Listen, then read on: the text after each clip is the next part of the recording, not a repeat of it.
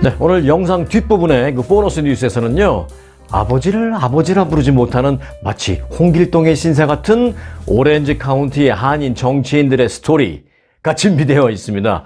영상 끝까지 함께 하시기 바라겠습니다. 자, 우리 한인들도 많이 가는 마켓이죠. 이 트레이더 조스에서 판매되는 이 토트백이 있습니다. 뭐 간단한 거예요. 거기 뭐 이것저것 많이 들 수 있는 뭐 싼 거죠. 대중적인 백, 패션 백은 아닙니다. $2 99센트에 파는 그 트레이더 조의 그 토트백이 있는데 캔버스 미니 토트백이 지금 $2 99센트에 팔고 있거든요. 그런데 이게 지금 품절 대란을 일으키면서요, 온라인 판매가 무려 200배나 가격이 폭등했습니다. 이게 말이 됩니까? 그런데 참 이 사람들의 심리 때문에 그런 것 같습니다. 최근에 그 틱톡과 같은 그 SNS를 중심으로 트레이더 조스의 그 미니 토트백 열풍이 불고 있습니다. 파란색, 빨간색, 녹색, 노란색 등 4가지 종류의 이게 작은 토트백을 사기 위해서 진열대에서 마치 그 전투를 벌인 듯한 모습의 영상이 틱톡에서 1100만 회 이상의 조회수를 기록하게 됐습니다. 이에 따라서 일부 매장은요, 한 사람이 한 번에 살 수 있는 양의 제한을 두기도 했습니다만은 뭐 그럼에도 불구하고 여전히 전국 각지의 매장에는 많은 고객이 몰려들어서 이 트레이더 조에서 판매하는 토트백을 싹쓸이하고 있습니다. 왜 싹쓸이하느냐? 내가 쓰려고도 사지만 일부는요, 와, 이게 이렇게 인기가 좋아? 그래? 내가 사다가 되팔아야지. 리세일 하려는 좀 나쁜 심정으로 이렇게 사가는 사람들도 많습니다. 그래서 일부 그 이베이나 페이스북 그 마켓플레이스 등 그 전자상거래 플랫폼에서는요, 이 트레이더 조의 그 미니 토트백을 재판매하는 사람도 등장했습니다. 실제로 이미 그 이베이에서는 수백 개의 미니 토트백이 이미 판매되고 있고요. 적게는 $5, 그러니까 $2.99, 뭐 한 3불에 샀다고 치고 이걸 5불에 팔고요. 비싸게 받는 사람은 이걸 4개를 한 묶음으로 해서, 뭐 4개 한 묶음 해봐야 얼마겠어요? 12불 아니에요. 근데 이걸 4개의 한 묶음으로 해서 무려 $500에 파는 사람도 있습니다. 이게 뭐 이건 말이 안 되는 거죠. 200배 이상 막 되붙여서 파는 거죠. 그러니까 상황이 이렇게 되자 CNN도 이걸 취재해서 보도를 했습니다. CNN 보도에 따르면 뉴저지 지역의 그 트레이더 조스 한 직원은 미니 토트백 열풍이 약 2주 전부터 시작됐다라고 보도했습니다. 그는 고객들이 미니 토트백을 너무나도 좋아한다라면서 특히 이제 곧 부활절이 다가오기 때문에 이런 가운데 이 미니 토트백이 아이들에게 훌륭한 가방이 될 것 같아서 아이들에게 이렇게 선물용을 하나씩 주려고 사는 사람들이 많다라는 것입니다. 아이들이 좋아하는 뭐 이것저것 막 담아서 갖고 다닐 수 있는 뭐 실용적인 토트백인데 이게 불과 $3밖에 안 되니까 이거 괜찮네. 뭐 선물로 하더라도 받는 사람도 기분 나쁘지 않고 줄 때도 나도 부담 없고, 야, 이거 괜찮다. 그래서 막 싹쓸이 하는 겁니다. 3불이니까 막 싹쓸이 하는 거예요. 트레이더 조스의 그 이 토트백 열풍을 보니까 지난해 12월이었던가요? 이 스탠리 텀블러 열풍, 그게 떠오릅니다. 그때도 그런 일이 비슷하게 있었어요. 당시 그 발렌타인스데이를 앞두고 한정판으로 나온 스탠리 텀블러를 사기 위해서 매장 밖에 길게 줄을 서 있던 그런 사람들의 모습이 담긴 그 틱톡 영상이 화제가 됐었고, 그렇게 화제가 되자 이 스탠리 텀블러의 가격은 더더욱이 치솟아서 사실상 그때까지만 해도 좀 매출 부진에 허덕이던 이 스탠리 텀블러 제조사가 아주 오랜만에 매출 폭등을 좀 경험하게 됐다라는 그런 적이 있었습니다. 경제는 물론 심리입니다. 똑같이 1불짜리라 하더라도 사람들이 관심이 없으면 이게 갑자기 10센트로 떨어질 수도 있고, 똑같이 1불짜리인데도 사람들이 막 관심을 가지면 이게 10불, 20불, 뭐 지금처럼 3불짜리 토트백이 막 몇백 불까지 올라갈 수도 있는 것입니다. 즉 경제는 이제 심리인 것만은 인정하겠는데, 아무리 그렇다라고 하더라도 이 정도가 있지 이건 너무 심합니다. 그래서 지금 이 트레이더 조스의 토트백 $2 99센트짜리가 몇십 불, 몇백 불 막 이렇게 팔리는 것은 제가 볼 땐 전혀 자연스러워 보이지가 않아요. 이게 아무리 사람들이 좀 좋아한다 하더라도 한계가 있는데, 그래서 이게 좀 자연스러운 현상이라 하더라도 사실 299짜리가 몇백 불씩에 팔리는 것은 결코 저는 바람직하다라고 생각하지 않습니다. 그런데 이제 이게 만에 하나 이런 현상이 자연스러운 그런 어떤 현상이 아니라, 심리에 의해서 발생하는 그런 게 아니라 누군가에 의해서 만일 의도된 상황이라면 더더욱이 경계해야 할 것이다라는 그런 생각이 듭니다. 가끔 의도적으로 이런 걸 만들 수 있다라는 것이죠.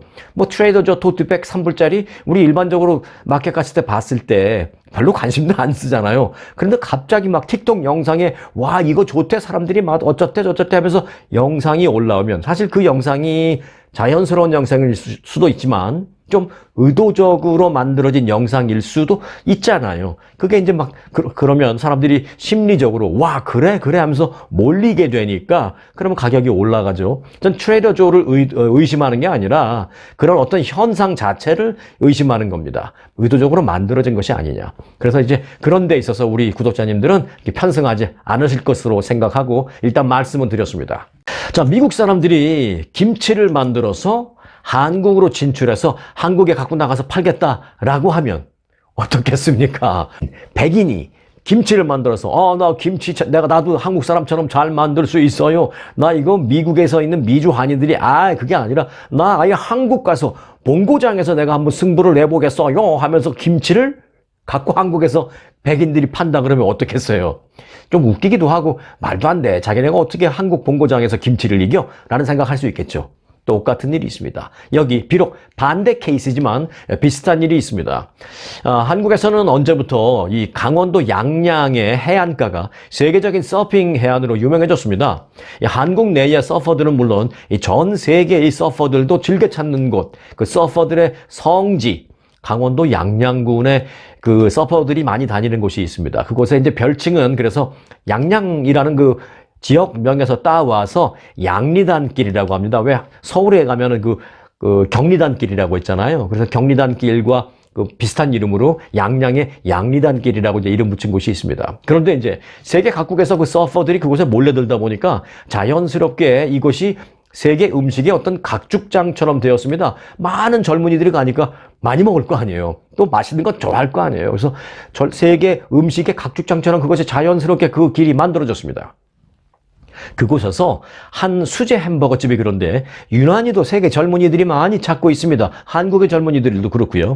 그 강원도 양양에서 탄생한 그 햄버거가 햄버거의 본고장인 이곳 미국의 시장에 문을 두드리고 햄버거의 본고장인 미국에서 햄버거 대결을 벌이겠다고 온다는 거 아닙니까? 양양군에 따르면요, 이곳을 찾는 그 서퍼들의 대표 먹거리로 유명한 버거월드 양양의 그 수제 햄버거가 미국에 진출한다는 것입니다. 이른바 양리단길에서 첫 선을 보인 이 버거월드라는 집의 수제 햄버거는 이 서핑이 활성화되기 시작하면서 이 서퍼들은 물론 관광객들이 손쉽게 해변에서 한 끼 식사로 즐겨 먹는 그런 인기 음식으로 많은 그 관심을 끌고 인기를 이미 끌었습니다. 한국에서는 뭐 이미 다 알아요. 그리고 한국에 관광을 갔던 많은 세계의 젊은이들이 그곳을 꼭 가봐야 되는 곳 중에 하나로 선정해 놓고 많이 다니고 또 거기서 꼭 먹어봐야 되는 것 중에 하나가 바로 이 경리단길에 있는 양양에 있는 양리단길이죠. 죄송합니다. 양리단길에 있는 그 수제 햄버거를 꼭 먹어봐야 하는 머스트 해브 아이템 같이 돼버린 겁니다. 자, 이 버거월드라는 곳인데요. 이 버거월드는 그 양양 버거를 그 기본으로 해서 뉴욕 버거, 뭐 체스터 버거, 브루노 버거에 더해서 또 미국 시장 진출을 위해서 좀 더 메뉴를 확대했답니다.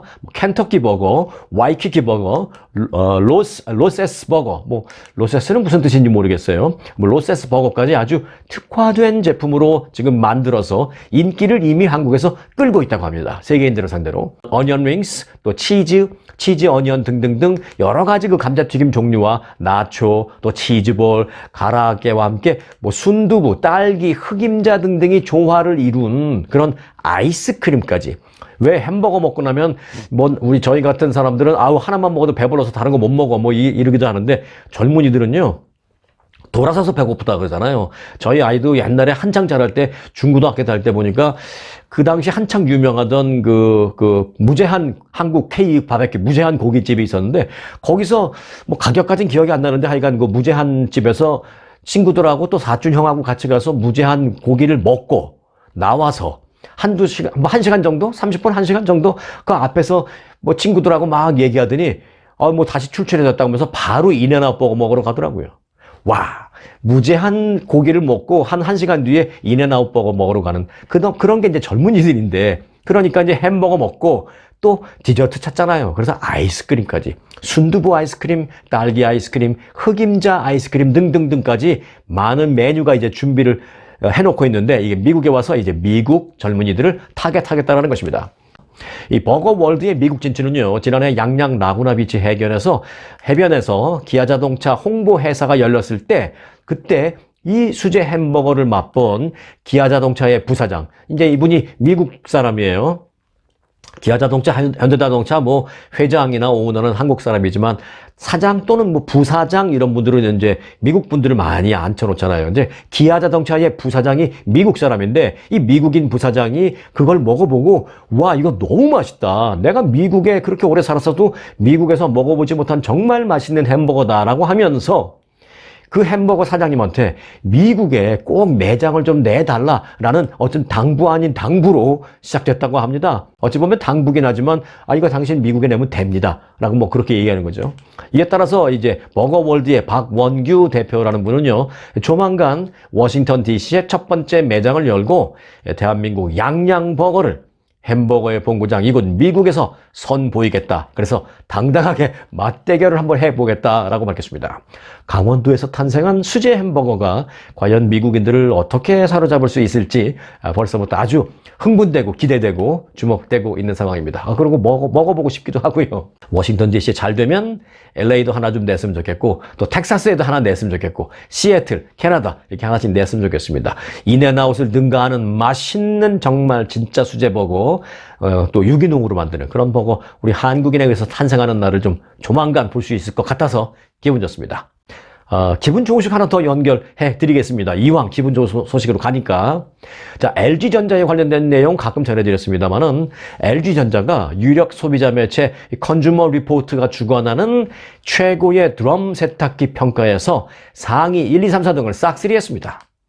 컨주머 리포트가 최근에 발표한 최고의 드럼 세탁기 올해 첫 번째 평가 결과에서 LG전자는 1등부터 4등까지를 싹쓸이 하면서 제품 경쟁력을 입증했습니다. 1위를 차지한 LG전자의 드럼 세탁기는 세탁 성능, 그 다음에 물 효율성, 에너지 효율성 등등, 그리고 고객 만족도 항목 등에서 모두 최고 등급인 엑셀런트를 받았습니다. 이 제품은 빠른 세탁 시간과 높은 신뢰성을 바탕으로 컨주머 리포트의 추천 모델로도 선정이 됐습니다. 컨주머 리포트가 객관적이어야 되는데 아예 객관적인 걸 포기하고 이 LG전자의 1등한 그 드럼 세탁기를 아예 추천해버렸어요. 자, 1위부터 4위까지 오른 LG전자의 드럼 세탁기는 모두 컨주머 리포트가 선정하는 그린 초이스 제품이다라고 선정이 됐습니다. 그러니까 친환경적이기도 하다라는 것이죠. 컨주머 리포트는 물 효율, 에너지 효율, 그리고 브랜드 신뢰성, 또 세탁 후 세탁물의 부드러움의 정도, 또 제품의 무게라든지 부피 등등 모든 것을 디테일하게 직접 시험해서 최상위 제품에 그린 초이스라는 마크를 딱 붙여준다라고 합니다. 미국 세탁기 시장은요, 프리미엄급 이 지금 말씀드린 그 드럼 세탁기와 그 다음에 이제 통돌이 세탁기, 그리고 조금 저렴한 보급형 봉돌이식 세탁기 이렇게 나뉘어져 있습니다. 컨주머 리포트 평가 결과 그런데 이 드럼 세탁기는 물론 프리미엄 레벨입니다. 이 드럼 세탁기는 통돌이나 봉돌이식 세탁기보다 세척력이 당연히 뛰어나고 또 물을 훨씬 덜 사용하는 것으로 나타났다라고 합니다. 더 적은 물로, 더 적은 세제로 더 뛰어난 세탁력을 발휘한다는 것이죠. 그래서 이제 1, 2, 3, 4등을 싹쓸이 한 겁니다. 단점은 보급형이나 이런 것보다는 조금 더 비싸다라는 것이죠. 컨주머 리포트는 미국 내에서 판매되는 가전을 비롯한 다양한 제품을 실제 사용하는 소비자들의 그 설문조사, 그리고 엄격한 자체 테스트를 기반으로 해서 순위를 매겼다라고 밝혔습니다. 이 평가와 순위는요, 그런데 그냥 뭐 누구 보라고 또는 뉴스에 나오라고 이렇게 한번 순위 발표하고 끝, 그게 아닙니다. 이 컨주머 리포트지가 평가한 그 순위는요, 실제로 미국에서 그 소비자들이 제품을 선택할 때 반드시 사전에 참고하는 아주 매우 중요한 그런 기준으로 통하고 있다라는 것입니다. LG전자의 기분 좋은 소식을 먼저 전해드렸습니다.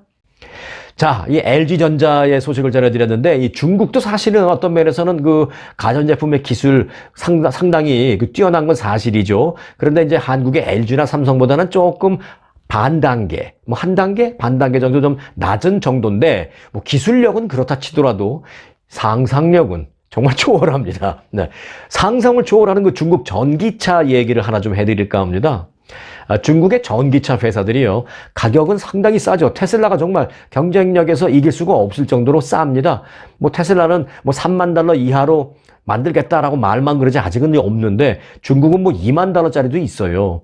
물론 이제 뭐 얼마나 허접하냐, 얼마나 좋으냐, 그건 두 번째 치고 일단 외형적인 수치는 그렇다라는 것입니다. 그런데 그런 가격 경쟁력뿐만이 아니라 아주 기발한 다양한 그런 기능을 탑재한 신차들이 지금 쏟아져 나오고 있습니다. 블룸버그 통신이 보도한 걸 보니까요, 중국 전기차 업체들은 차량에다가 뭐 각종 여러 가지 옵션을 설치하는데, 예를 들어서 침대가 있습니다. 차 안에. 물론 항상 침대가 있는 건 아니고 조작을 어떻게 딱 하면 침대로 바뀌는 거죠. 차 안에 침대부터 시작해서 쿡탑, 그러니까 요리할 수 있는 그런 조리기구 쿡탑, 그리고 드론까지, 차에 그 드론까지 장착한 그런 전기차들을 선보이면서 소비자들을 유혹하고 있다는 것입니다. 한 예로요, 26만 한 3천 위안 정도, 중국 돈으로 위안, 26만 3천 위안 정도 되면 이제 달러로 본다면 약 한 4만 달러 정도 됩니다.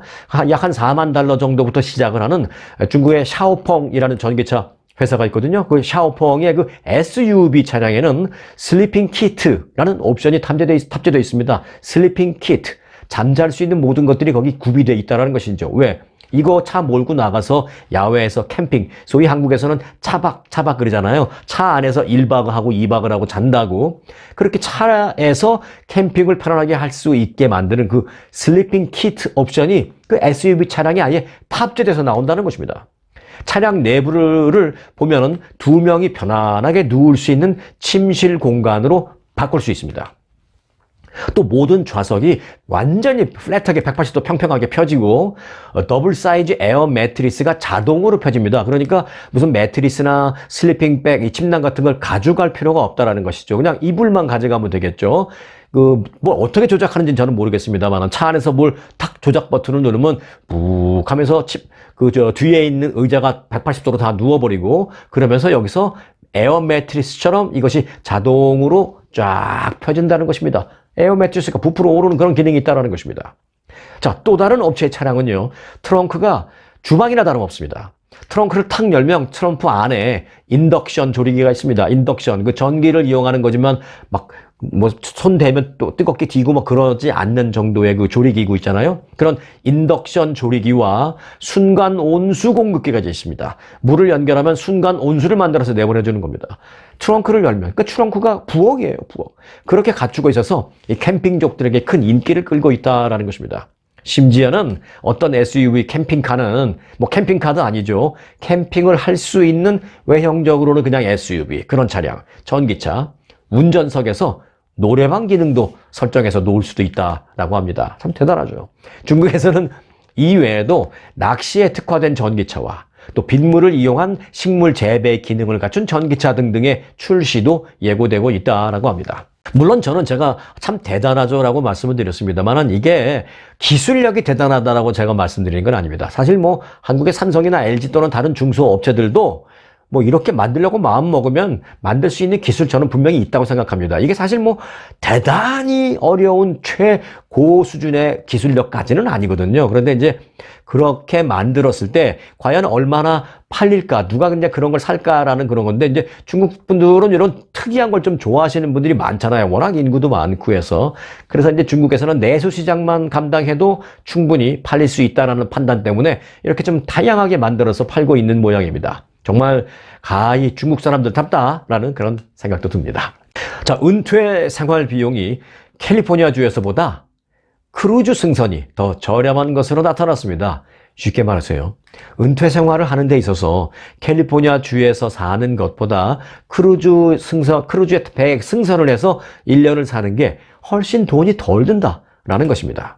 금융정보 사이트 고뱅킹레이트는 최근 캘리포니아주 등 10개 주에서 은퇴를 했을 경우에 연간 생활비가 크루즈 선박에서 생활하는 것보다 훨씬 더 절약이 된다라고 보도했습니다. 구체적인 수치까지도 보도를 했습니다.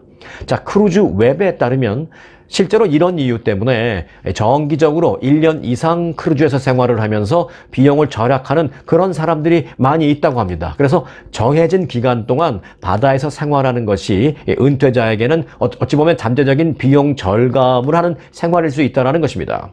그래서 소위 바다에서 은퇴하기 라고 불리는 이 같은 트렌드는요, 크루즈 기간이 갈수록 더 길어지면서 계산을 따져보면 그런 결론을 얻게 된 것으로 알려졌습니다. 그러니까 한 달, 두 달 갖고는 뭐 얼마 절약되는 게 얘기가 안 나오고 한 1년 정도 내가 생활한다라고 하면 충분히 막 큰 돈을 절약할 수 있다는 것입니다.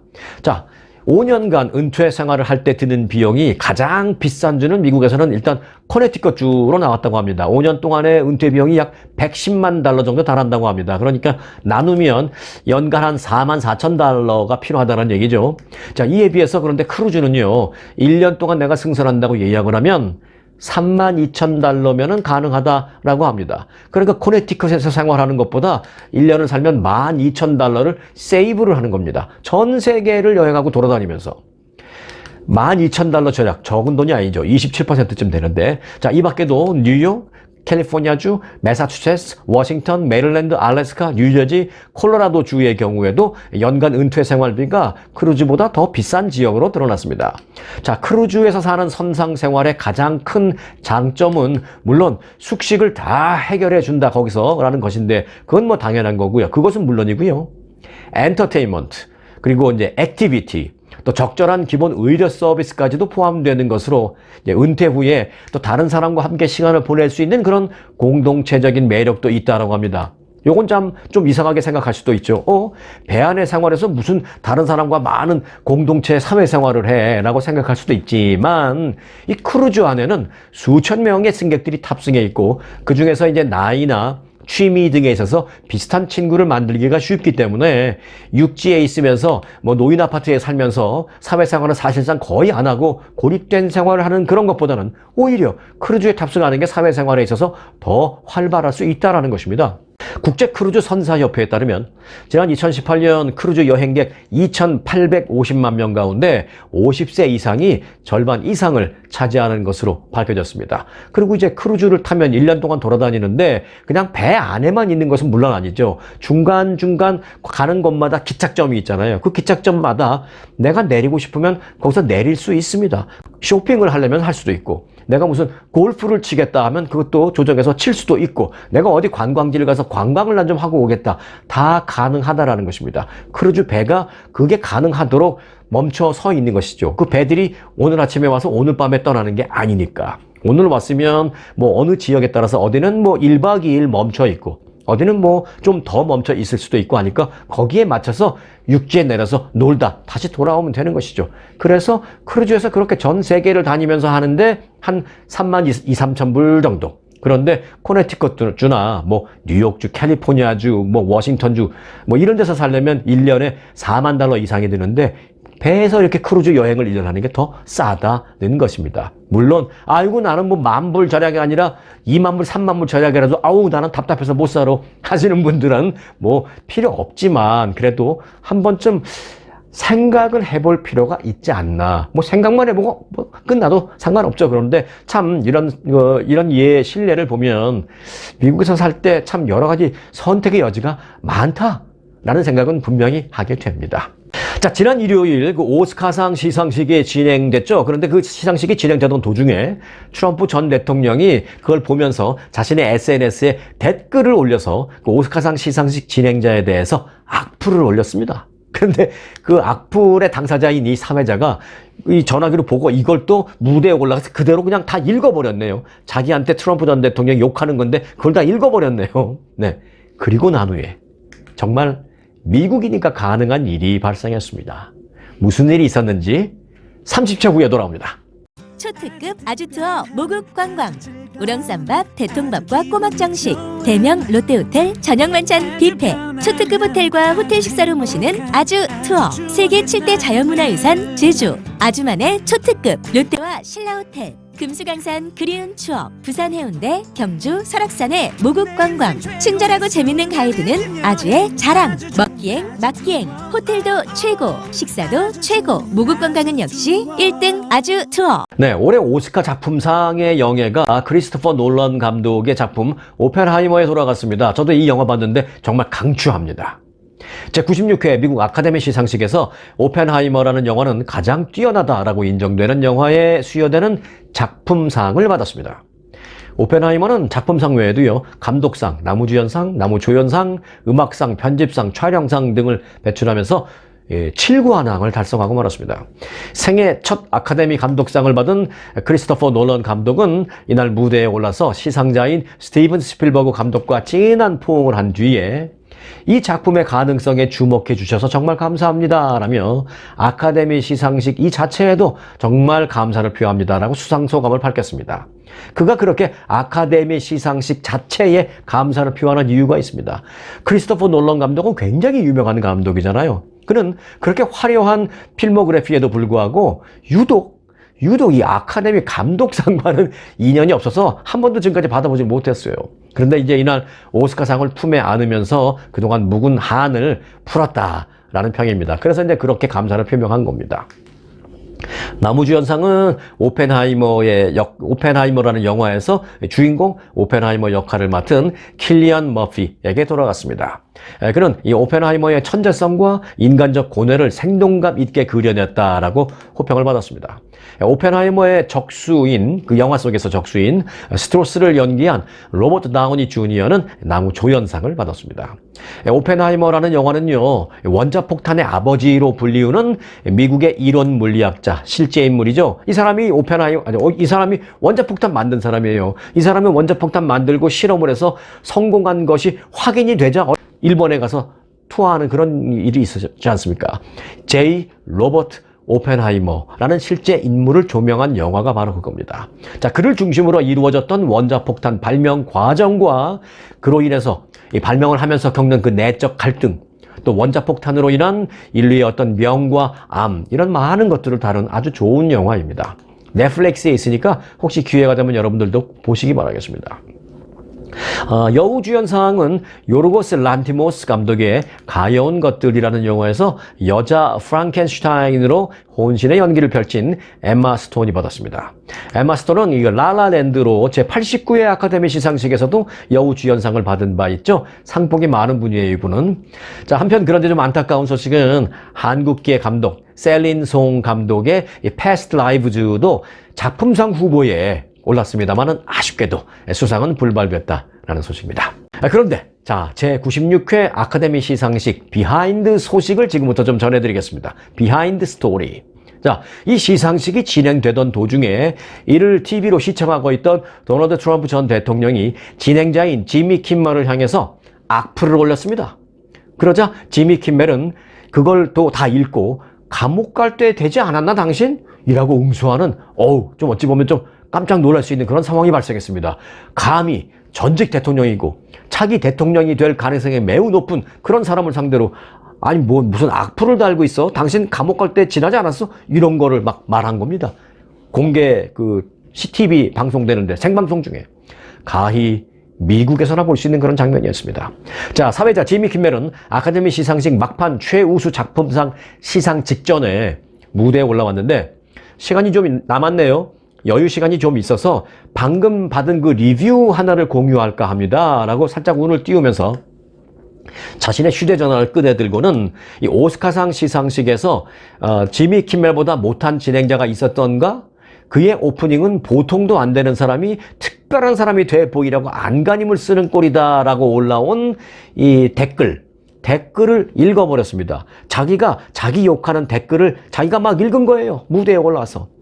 시상식 프로그램에 대한 댓글 하나를 읽어 내려간다고 하면서 자신에 대한 욕, 악플을 막 읽어갔습니다.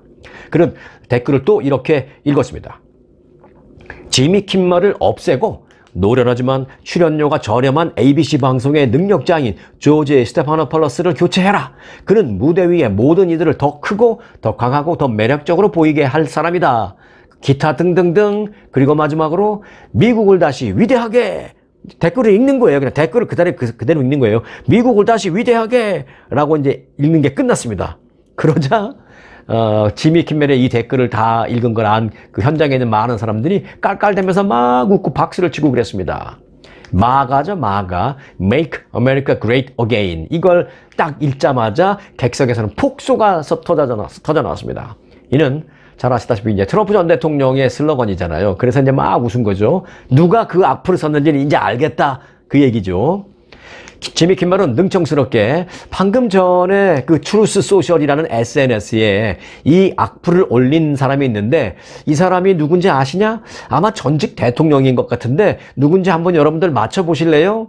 누구 아는 사람 없어요? 막 그렇게 막 하니까 객석에서는 막 웃고 난리가 났습니다. 그러면서 지미 킴멜은 여기서 그치지 않고 트럼프 대통령님, 당신이 올린 건 알겠습니다. 여하튼 감사합니다. 그리고 이 프로그램을, 이 시상식을 시청해 주셔서 너무 감사합니다. 그런데 지금 시간이 꽤 됐는데 아직 안 주무세요? 나이가 많다는 걸 좀 비아냥거린 것이죠. 77세죠 지금. 아직 안 주무세요? 와, 아직도 이 시간에 깨어 있다니 놀랍네요. 그나저나 감옥 갈 때 지나지 않으셨어요? 이렇게 말한 겁니다. 와, 한국 같으면 만약에 이렇게 말하지도 못했겠지만 누군가가 정말 반 미친 듯이 이런 식으로 말을 했다면 한국 같으면 객석이 순간 찬물을 꼈듯이 쬐해졌을 겁니다. 그런데 지미 킴멜이 트럼프를 향해서 아니 그러잖아 그 감옥 갈 때 지나지 않았어요? 라고 말하자 객석에서는 환호성과 함께 큰 웃음소리와 함께 박수가 터져 나오고 말았습니다. 야, 이걸 어떻게 봐야 되는지 모르겠습니다만 정말 미국은 미국이네 이런 생각이 들었습니다. 올해까지 오스카상 시상식을 4차례 진행을 한 이 지미 킴멜은 이번 시상식을 앞두고 CNN 방송과 인터뷰한 적이 있었는데요. 그 인터뷰에서 이런 말을 했습니다. 내가 트럼프에 대한 농담을 자주 하긴 하는데 트럼프에 대한 농담을 하는 것은 트럼프를 농담거리로 삼는 것이 가장 재미있기 때문인데 그 재미있는 이유는 바로 이것입니다 라고 하면서 뭐라고 얘기하냐면 트럼프 그는 조롱당하는 것을 매우 싫어한다.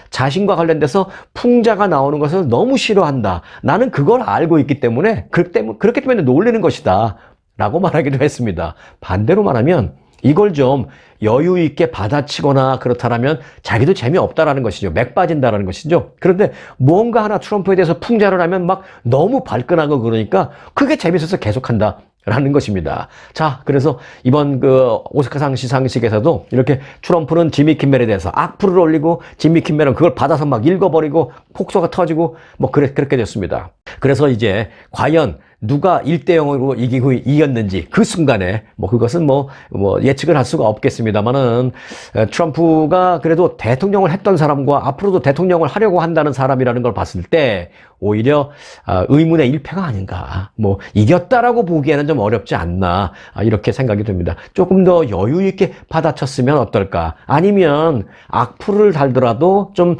지미 킴멜에 대해서 나쁜 얘기를 하더라도 좀 조크식으로 웃을 수 있는 그런 말로 달았으면 얼마나 좋았을까? 그걸 대놓고 저 사람 치워버려라, 다른 사람 갖다 꽂아라. 이런 식으로 하는 건 너무 직설적이라 좀 어찌 보면 트럼프가 이겼다라고 보기에는 그런 조크 부분에 있어서 좀 아쉬운 그런 부분도 있습니다. 미국 정치인이 사실 이런 조크에 능한데 트럼프 전 대통령은 사실 그런 부분에 있어서 조금 약하다라는 것을 다시 한번 보여준 그런 순간이었습니다. 자, 중국이 지난해 인도에 세계 1위 인구 대국 자리를 내주었습니다. 그러니까 지금 인구가 제일 많은 게 중국이 아니에요. 인도입니다. 자, 이런 가운데 미국 대학가에서도 인도인 유학생 수가 크게 늘어나면서 중국인 유학생을 추월하기 직전이다라고 AP통신이 보도했습니다. 보도에 따르면 지난해 미국 대학에 입학한 인도인 유학생 수는 약 26만 7천 명으로 그 전해에 비해서 무려 35%가 증가했습니다. 텍사스 주립대학 댈러스 UTD에 따르면 지난 4년 동안 이 학교에서만 인도인 학생 수가 3,000명에서 무려 4,400명으로 늘어났다는 것입니다.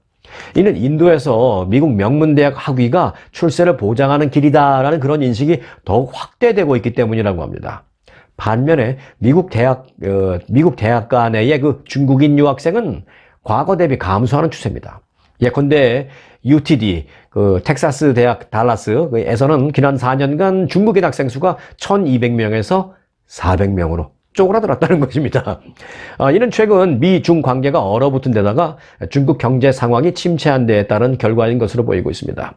자, 상황이 이렇다 보니까 미국 대학은 인도인 학생 유치에 주력하고 있습니다. 미국에서는 뭐 대학도 수익을 위해서 마케팅을 많이 하잖아요.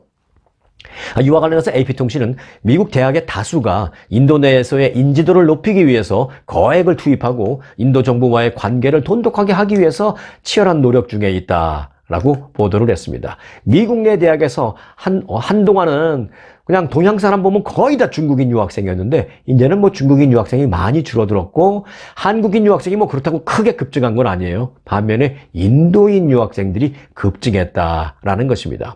캐나다에서 또 특히 이제 인도인 이민자나 유학생들이 굉장히 많아요. 저희 구독자분들 가운데 캐나다에 거주하면서 영상 보시는 분들이 꽤 많으신데 그분들이 늘 하는 얘기가 아니 여기가 살다 보면 이게 정말 캐나다인지 인도의 보고타인지 알 수가 없다라고 그렇게 말씀해 주시는 구독자분들이 간혹 계십니다. 그만큼 미국도 캐나다도 요즘은 아주 인도판입니다. 자, 이어서 보너스 뉴스 전해드리겠습니다. 오늘 보너스 뉴스의 제목은 앞서 영상 시작할 때 예고해 드렸던 대로 아버지를 아버지라 부르지 못하는 홍길동인가? 입니다. 스토리는 이렇습니다. 캘리포니아주를 지역구로 둔 공화당 하원 의원. 자, 여기서 포인트가 있습니다. 캘리포니아주라는 게 뭐예요? 아주 티피컬한 전형적인 진보주의 지역이잖아요. 그런데 그런 전형적인 진보주의 지역에서 공화당 소속 하원 의원들 얘기입니다. 그런 하원 의원 11명 가운데 7명이 올해 대통령 선거에서 트럼프 전 대통령을 지지하고 있지만 단 한국계 의원 2명을 포함한 나머지 4명은 아직도 지지를 표명하지 못하고 있다라고 정치 전문 매체 폴리티코가 보도했습니다. 보도에 따르면 한국계인 미셸 박스틸 하원 의원은 이 폴리티코가 트럼프 전 대통령 그 지지 여부에 대한 입장을 질문하려고 최근에 최소 4차례 이상 전화와 이메일로 의원 사무실과 선거 캠프 등을 접촉을 했지만 전혀 응답하지 않고 있다는 것입니다. 대답하기가 힘드니까 아예 응답을 안 하는 거죠. 미셸 박스틸 의원은 지난주 의회에서 이 폴리티코 기자를 맞닥뜨렸습니다. 그래서 폴리티코 기자가 막 접근을 하자 폴리티코 기자를 자신에게 달려오는 폴리티코 기자를 발견하자마자 미셸 박스틸 의원은 그 높은 하이힐을 신은 채로 막 서둘러 뛰어서 자리를 피했다라고 합니다. 또 다른 한국계인 영김 의원은 의회에서 이루어진 폴리티코와의 짧은 인터뷰가 있긴 있었는데 그 인터뷰에서 트럼프 전 대통령 지지 여부에 대한 답을 계속 이리 피하고 저리 피하고 계속 피하다가 결국 기자가 집요하게 재차 질문을 하자 결국은 아직 확실하게 결정을 못했습니다. 아직 확실하지 않다라고만 말씀드릴 수 있겠습니다. 그렇게만 알아주십시오. 여기까지만 하시죠. 이렇게 끝났다라는 것입니다. 참 그들의 입장도 어느 순간 이해가 됩니다. 이와 관련해서 폴리티코는 이 같은 현상은 비단 한국계 의원뿐만이 아니라 캘리포니아를 지역구로 둔 대부분의 공화당 의원들 사이에서 볼 수 있는 점이다라고 전했습니다. 진보 성향이 강한 캘리포니아에서 트럼프 전 대통령을 전폭 지지할 경우에 지역구 내의 중도층과의 관계가 소원해질 수 있습니다. 또 하지만 그렇다고 해서 트럼프 전 대통령과 결별까지는 아니지만 어떤 싫은 얘기를 공식적으로 하자니 공화당 내의 당내의 지지 기반을 또 잃을 수가 있기 때문에 이러지도 저러지도 못하고 있는 것입니다. 이 지역의 연방 하원 의원들이 공화당 소속의 의원이지만 트럼프를 지지한다는 말을 못한다는 거예요. 트럼프 전 대통령이 아시아계 미국인들에 대해서 또 부정적인 발언을 자주 했잖아요. 그런 것도 이 지역의 많은 아시안계 유권자들을 좀 불편하게 하고 있는 것도 사실입니다. 실제로 트럼프 전 대통령은 지난 2022년에 올린 글에서 글렌 영킨, 라스트 네임이 영킨이에요. Y-O-U-N-G, 그 다음에 뛰지 않고 바로 이어서 K-I-N입니다. 옛날에 우리 무슨 킨 사이다 있듯이 영킴이 아니라 영킨, 이게 이제 원워드 한 단어인데 글렌 영킨이라는 이름을 가진 그 버지니아 주지사의 이름을 놓고 영킨? 중국어 같네. 차이니스 네임 같네. 이런 식으로 말했어요. 이게 왜 중국어 같다라는 생각을 했을까요? 영킨이 영이라는 영어도 있잖아요. 젊다. 거기다 킨을 갖다 붙인데 이게 왜 중국어 같아요? 그 트럼프 전 대통령이 그렇게 말한 이유가 있습니다. 바로 한국계 의원 영킴 의원의 이름과 비슷하니까 영킨? 중국 사람 이름 같네 이렇게 말하는 겁니다. 그 영킴 의원과 비슷하게 글렌 영킨 주지사의 이름을 표기하면서 차이니스 이름 같은 이런 식으로 말한 겁니다. 이런 행동을 보고 공화당 성향의 아시안계 유권자들은 조금 불편해한다라는 것입니다.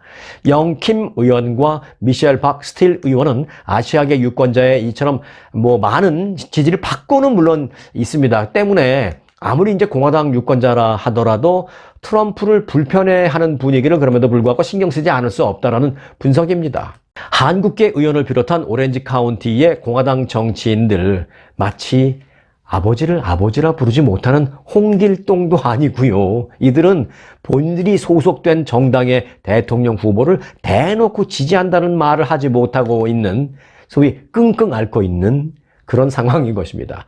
그래서 이들은 지역 유권자나 기자들이 와서 공화당 의원이신데 트럼프 대선 후보를 공식 지지하십니까? 라는 질문만 하게 된다면 이러지도 저러지도 못하는 보스인 듯 보스 아닌 보스 같은 트럼프 이런 아주 불편한 입장을 고수하고 있는 그런 실정입니다. 홍길동이 정말 따로 없습니다. 네, 오늘 영상은 여기까지입니다. 언제나 스토리가 있는 송앵코의 스토리 뉴스 마칩니다.